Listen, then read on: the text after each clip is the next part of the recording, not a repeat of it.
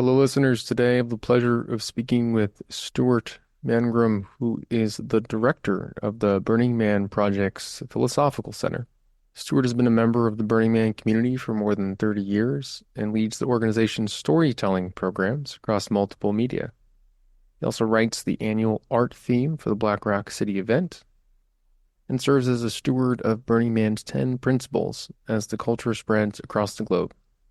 I'm really excited to share Stuart's story with you as not just someone that's curious in how Stuart has gotten to where he is today and how a culture and community can be formed from nothing on an annual basis, but also as a participant, as someone that has been, participates, and feels like the playa at Burning Man is home. What does it truly mean to be a leader? Welcome to The Executive, a podcast that highlights the career journeys, struggles, successes, and day-to-day experiences of leaders. I'm your host, Dr. Benjamin Ritter, bringing over 10 years of experience as a leadership and career coach, L&D consultant, and healthcare executive. My mission is to guide leaders towards creating a career they can love. Thank you for listening. Now let's hear from The Executive. So, Stuart, thank you so much for joining me. I know you've been traveling around the world a little bit, attending different leadership summits, and you probably have leadership on the mind. Thanks again. Yeah, absolutely. Thank you, Benjamin. Yeah, and I want to get into your career kind of journey and such, but before that, when you think about like a leadership summit or a training, sometimes it can be chock full of information. And I would love to hear just one thing maybe that you're taking away from all of that time that you've just spent focused on leadership. This is something I've been actually thinking about and working on for a long time because in my world, in the world of the Burning Man organization, we have a somewhat unique situation in that we have a little bit of hierarchy at the center, but we have a super flat organization with literally tens of thousands of volunteers who are not in it for the money. I say that even those of us who work for full-time for Burning Man Project, we could all make more money somewhere else, right? So when you take out extrinsic motivation, you have to deal completely with people as people and work with their intrinsic motivations and understand a little bit about, universal human needs and what people want, and, starting with Maslow and going into self-determination theory, and really working with those ideas that, everyone wants to achieve a few things. Everyone wants to look back on their deathbed and think, what? I was good at something. I made a difference somehow, and somebody loved me, right? So those ideas of competency, of contribution, and of acceptance are really core to everyone's work, wherever they go. Unfortunately, I just read another scary statistic. It's like 2/3 of Americans pretty much hate their job, right? Or they get no satisfaction from it whatsoever. I've got the opposite end of that spectrum. I've got people who are super passionate about doing work. And Burning Man is a volunteer organization really unlike no other that I know of. There are certainly larger ones, the Red Cross, Habitat for Humanity, but it's unique in that people who are in a volunteer role can rise to the top of departments. They can take serious leadership responsibilities. So giving people or creating situations where people can build on those skills they need. A lot of these people who were solo contributors, they were artists, they were tech people. They don't have necessarily the people skills and the emotional intelligence skills, basically, to be able to work with other people's motivations, right? If we're in traditional corporate roles, or I've been in traditional corporate roles and I spent 8 years in the military. You become accustomed to telling people what needs to get done and making sure they do it, right? It has to be done a lot more with, I guess, what they generally call the soft skills in an organization like ours. It's interesting, though, when I talk to people in other or corporate roles, they're kind of evolving into the same direction, right? As we move out of a world of industrial efficiency and those strict hierarchies and realizing how inefficient and non-agile they are, giving people more room to move means they also need the skills to be able to collaborate and cooperate with other people, right? And to share those leadership responsibilities.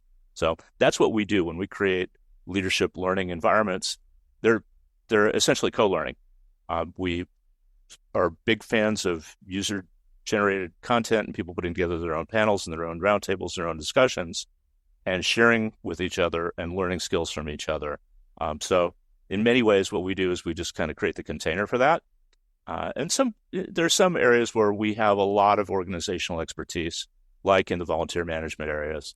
But most of the time, we like to do as much listening as we do talking. So we set up a space for dialogue around those issues. How unique and beautiful. I would love for organizations to take a lesson from what you just shared. And I want to learn a little bit more about kind of the environment that you are operating in because so when I did my dissertation research on senior healthcare leaders, I looked at value congruence and person job value fit. And basically what I was looking at is, okay, so if you have an alignment between your personal values and your job values, are you happy at work? And what was interesting to see is the one of the kind of like unexpected results was that senior healthcare leaders very highly value aligned in their work. They were doing work that they felt was truly important and meaningful to them personally. But the higher that the value alignment went, the greater the need for extrinsic factors became. So, and extrinsic meaning not just compensation, but like recognition and things Yeah. outside of themselves. And I wonder what happens when you don't have the variable of like, okay, you have the chance of being paid. You have the chance of moving up. Like, I'm curious, like, what are the variables that you find lead to greater trust or belonging or retention or success in your type of environment? Well, that's a great question. I mean, we ask our volunteers every year why they do it. We have a census, we have an ongoing polling system, and the results are pretty consistent year over year. The first result is generally that they feel they've been given a gift and they want to give back. The second is that they feel that it has meaning, that they are contributing something larger than themselves. And the third is fun with friends, right? Tied for third and fourth. It's that it's fun and that they make friends, right? They build authentic human bonds and genuine community. So, zooming out of that and looking at the path, I see people generally get into it because it's meaningful and they stay in it for the appreciation or for the recognition.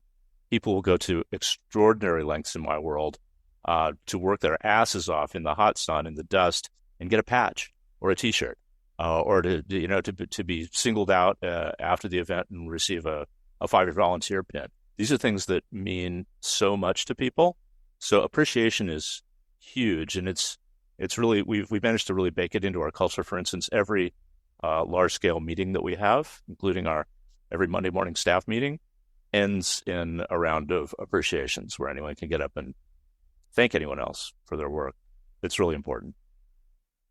How do you help people feel that it's a gift?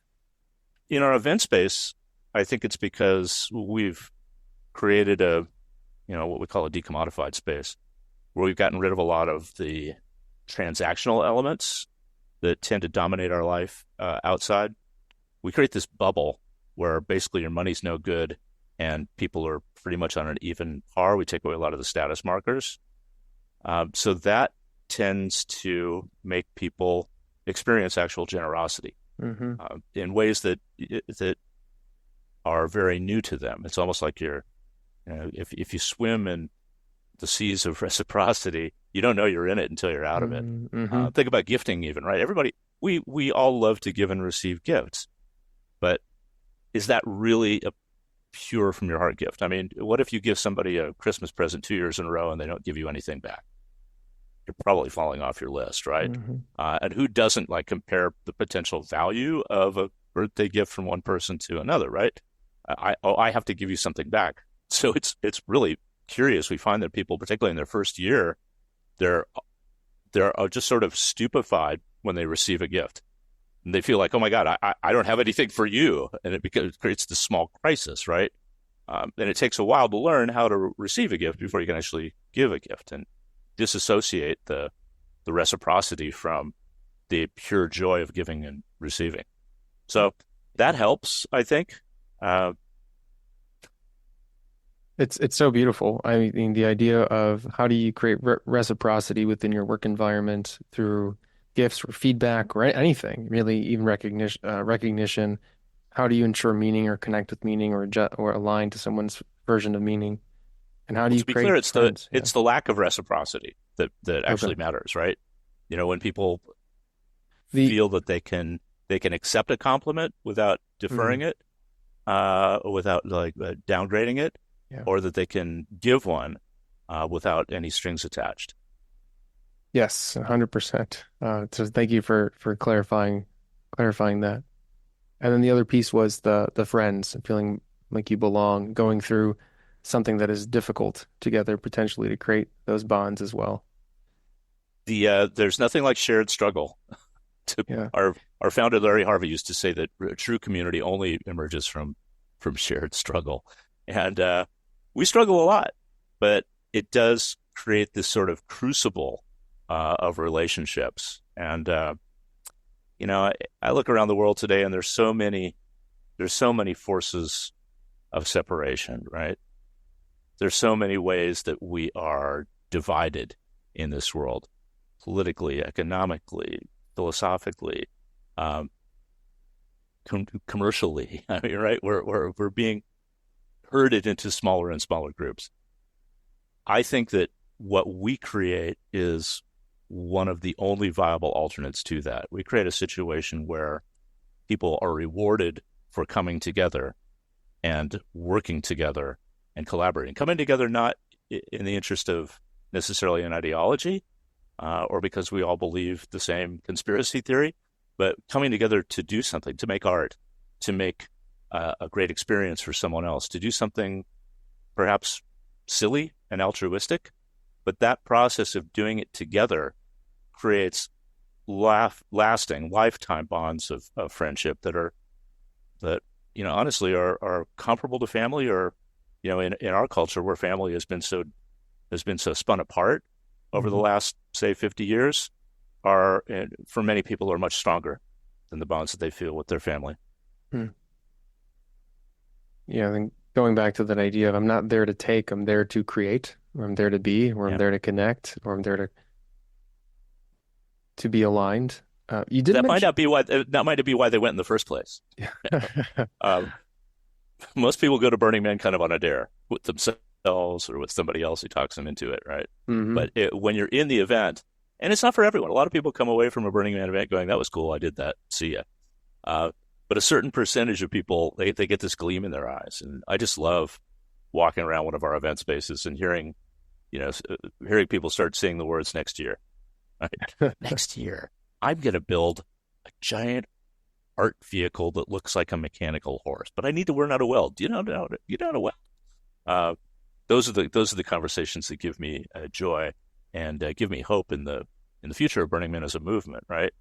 The more of those people take that forward, um, the better this thing is going to be for everyone, and the longer it's going to last. Hmm. You mentioned the word growth, by the way, like people not really having some general leadership skills, but gr learning and growing. Can you speak a little bit more to that? I don't know if that has been a focus at all for the organization or not, but how do you not just retain, but how do you help others learn? And you also shared like those at the summit, there are, self-created spaces for teaching. And I'd love to hear a little bit more about how that is part of, if it is part of. Well, there's certain technical skills around organizing a volunteer team. Whether it's no matter what you're doing, at any point you say, I want to do X, I want to build an art project, whatever, you're going to look around and say, I need to get some more people than I know, right? So there's some technical skills around recruiting and retention and organization and all of that, right? Um, but it's what development managers often kind of contemptuously refer to as the soft skills that really matter. Being able to work effectively with other people requires skills like nonviolent communication, like giving and receiving feedback, like working on your own emotional intelligence so that you don't overreact and you don't create a situation where people feel threatened by you. Um, those are the ones that we actually workshop, and we've developed some, some hands-on learning for. Yeah, those are things that can't really be taught too well online because they usually require a pairs exercise or working with somebody. But those are the sorts of things that bring, I think, the skills that really help people grow into those leadership roles and become the people that other people want to listen to, want to go with. Hmm. I can share personally every time I've done a leadership training, no matter how senior or skilled somebody is, if I have them role play feedback, it generally becomes an opportunity for improvement. And yeah, please, it looks like you have something you want to share. Absolutely, no. Those are you're right. These are exercises that need to be repeated. So Hmm. the more you can do it, the better. Yeah. Okay.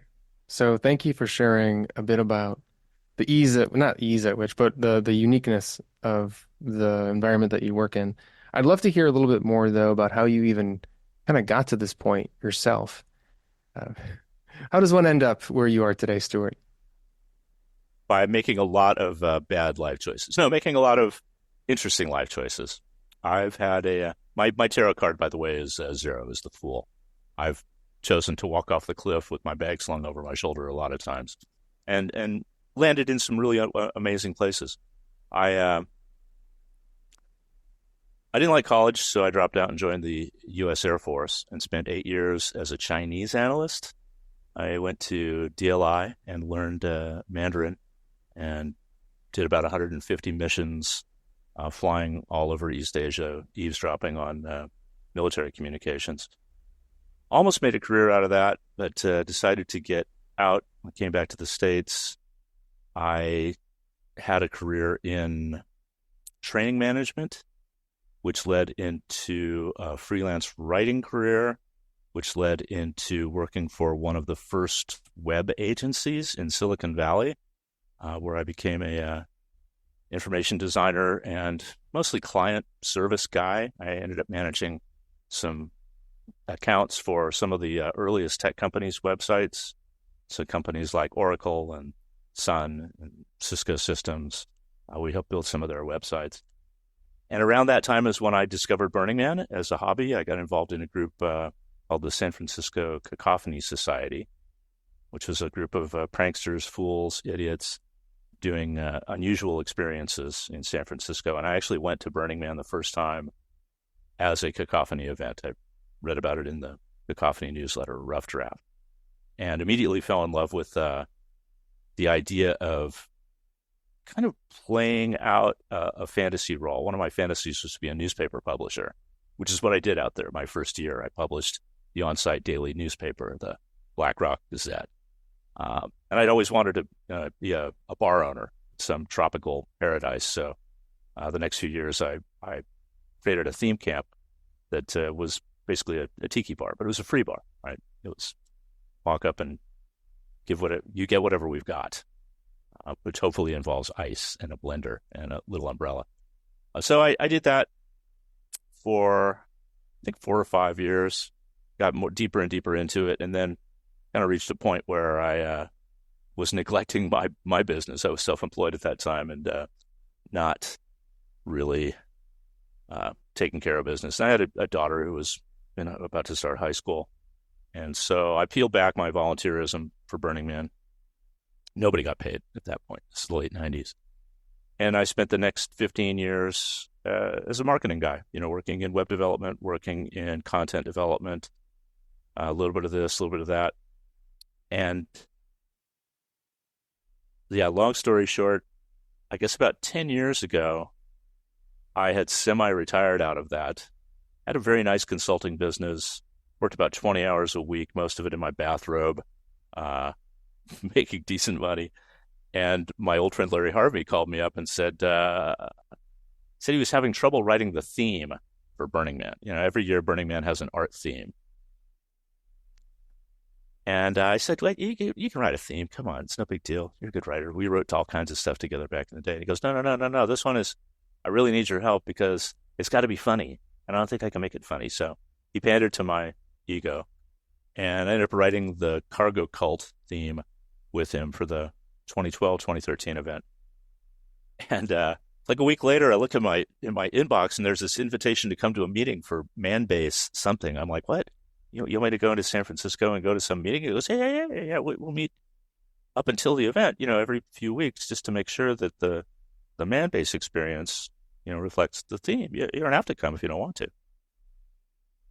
So once again, I was Tom Sawyered. We use that as a verb, by the way, to be Tom Sawyered into something, into do that. After a couple of those, I looked up, and my old friends Harley K. Dubois and Marion Goodell, who are leading the organization at that point, looked at me. They're just sort of like, if you're just going to hang around here all the time, maybe we should make a role for you. So that was about 10, 11 years ago. I came back in my first paid role with Burning Man. Came in and joined the leadership team, and since then it's just been a blessing, Benjamin. It's I really feel extraordinarily lucky and honored to be in this position, which now is basically holding some of the plates that Larry Harvey used to hold. I write the theme every year. I inherited that one, but my job now is the director of the Philosophical Center, which is a position that Larry created because he didn't want the nonprofit to lose its soul over time, right? He was really increasingly interested in, as he got older, in creating a movement that lasted longer than any of us. And he thought it was really important that somebody hold, well, two things. He created the Philosophical Center to be what he called the conscience and collective memory of the Burning Man community. The conscience in the sense of holding on to our values and upholding the 10 principles and leading discussions around the 10 principles, because they're not rules or commandments. They are basically discussion points. And the collective memory part is storytelling, which is something that's very, very important to me, and what I actually spend most of my time. I help to manage Burning Man's documentation efforts, filmmaking, our photo and video archives, book publishing. I host our podcast, Burning Man Live, and it's just a joy to be in that position. You say you pulled the full card, but I think a lot of people are trying to pull that card too. That seems like an incredible career journey up to this point. Yeah, I don't know what to tell you. It's I wouldn't wish it on anyone else, but it's worked out for me pretty well. I mean, What's been I walked away from at least one fortune in there too. Uh, for a couple others, it seems as well. yeah, well, not Depending. not in money, but certainly in friendships and personal growth and Hmm. in relate and yeah, cultural as a cultural contributor. What was, if you were to say, or a couple of the key values for yourself or your own principles during your career path and the decisions that you've made? I don't know if it's a value, but I or if it's a fault, but I get bored easily. So if I'm not having fun, I don't want to do it. And that's something that actually I find is a useful leadership tool too. Um, because if I look around a meeting room and everybody's got a sad face on, it's like we're doing something wrong here, right? Um, so yes, being able to enjoy yourself, being able to have fun, and being open to surprises, right? Playing games. Somebody said this the other day: play games that you're not certain you can win. I like to wake up in the morning and not know everything that's going to happen. I mean, if I knew everything that was going to happen, why would I even get out of bed? Hmm. Right? I'm much more interested in a good question than in an easy answer. So uh, keep questioning, keep looking for what is not being said, what is not on the table, what's not in the room, and keep your sense of humor, because without it, you're doomed. Hmm. Those are That's my personal approach to life. It may seem a little frivolous, but it's worked for me.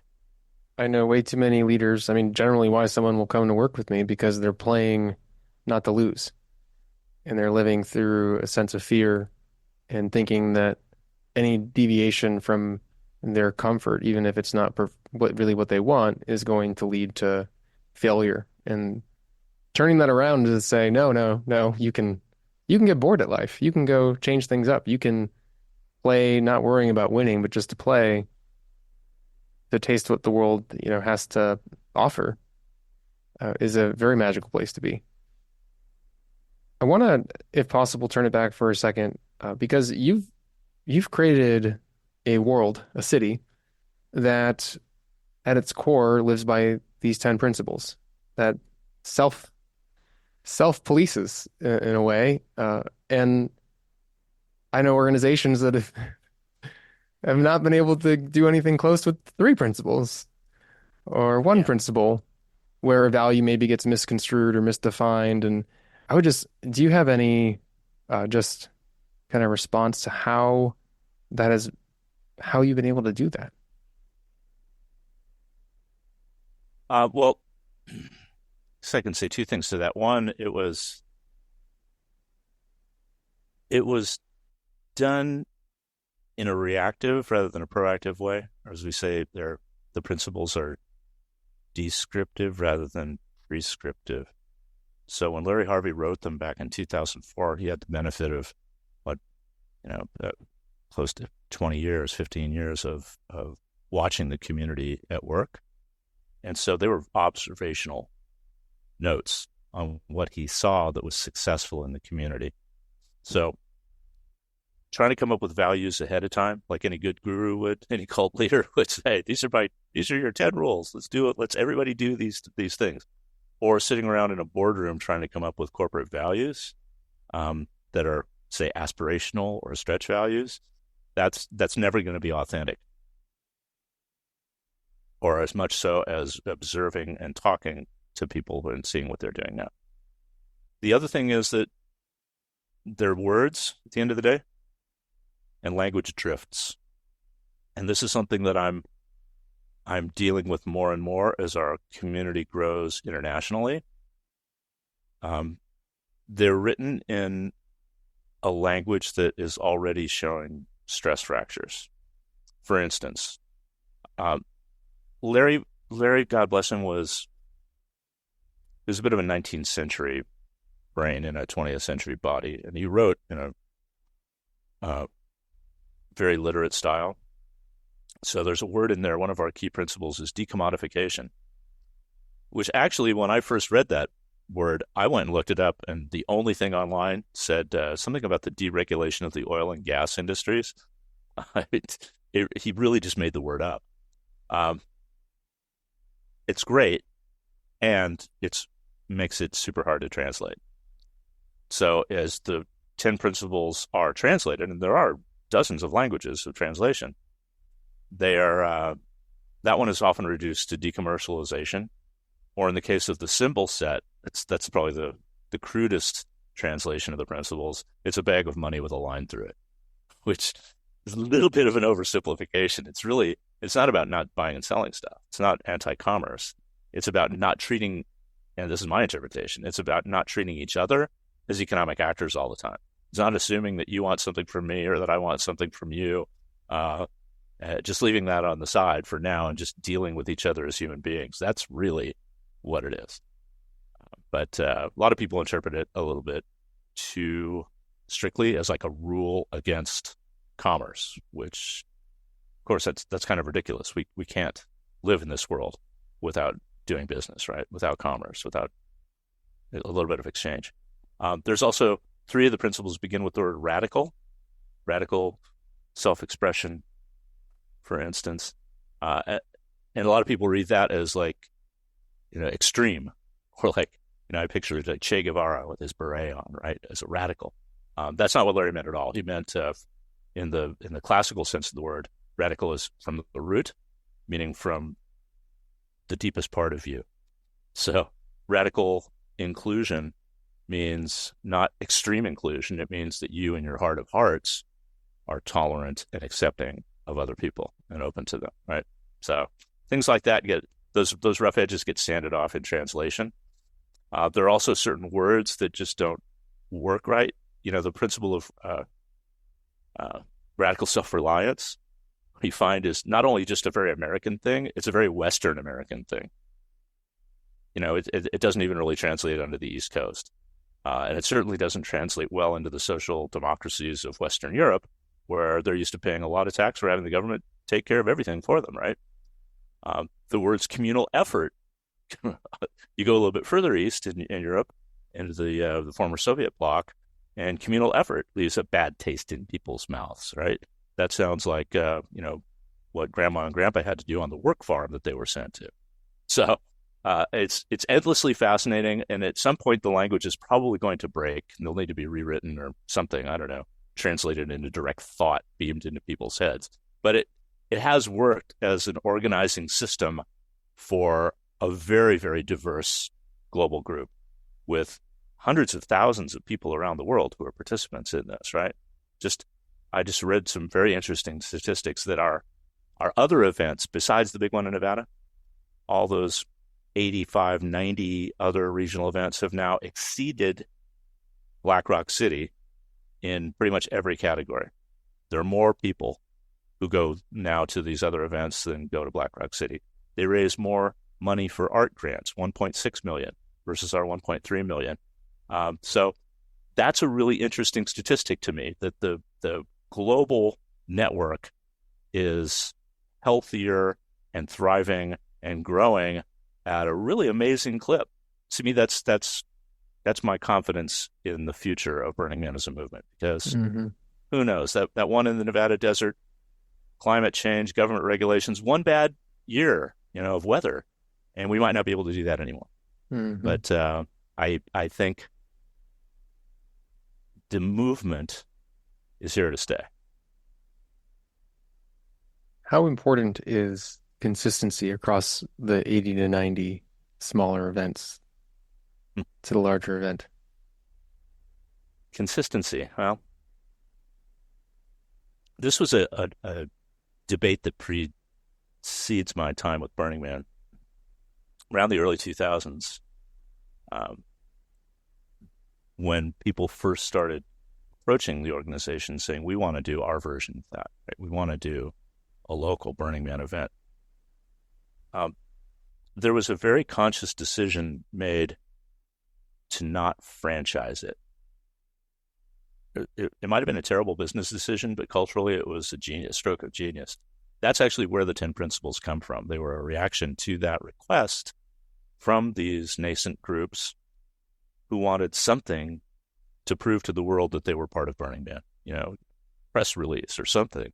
And instead, Larry wrote this very elegant, very brief set of guidelines that says basically, if you comport yourself in a way like this, you're Burning Man, and you can call it Burning Man.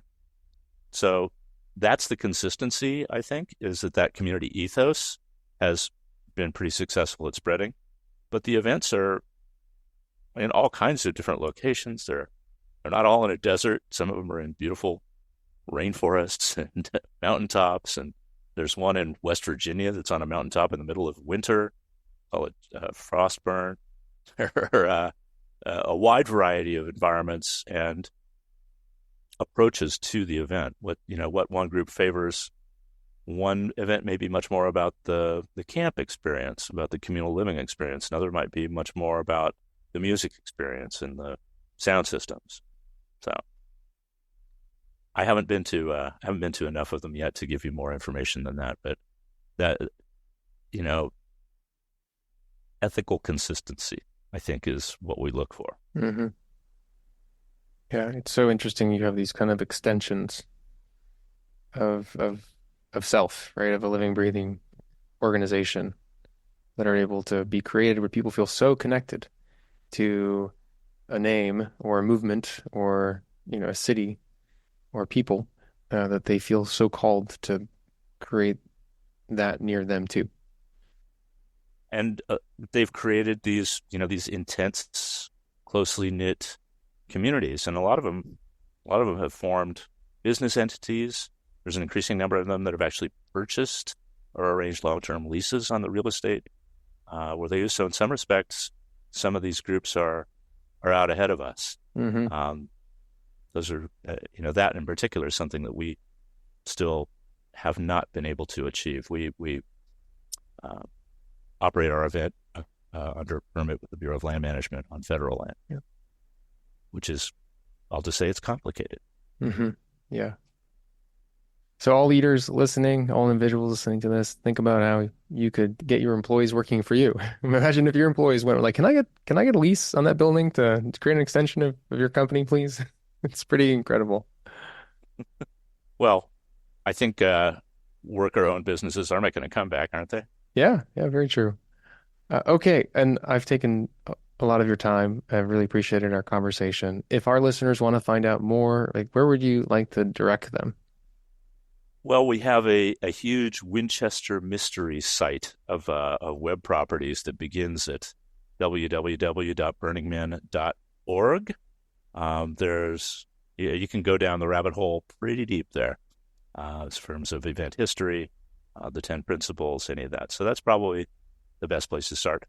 Either that or find a local group near you, wherever you live, and just go try it on. Not all events are 9 days in the blistering desert.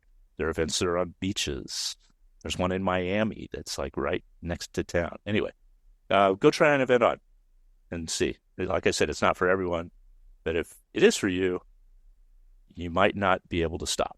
You might want to Hmm. just keep doing it. And I will recommend everyone to check out Burning Man Live and where you listen to podcasts. And Oh, if you enjoy the episodes, please leave a review. Really interesting. There's a movement capturing people's stories and people's history of Burning Man. I listened to that pretty recently, and you learn a lot and might get a laugh or two and be inspired to go to one of those events. thank you. That is the most fun part of my job is hosting Burning Man Live. We get some just amazing people in our community, and they're always conversations always lead to places that I wasn't expecting. So yeah, thanks.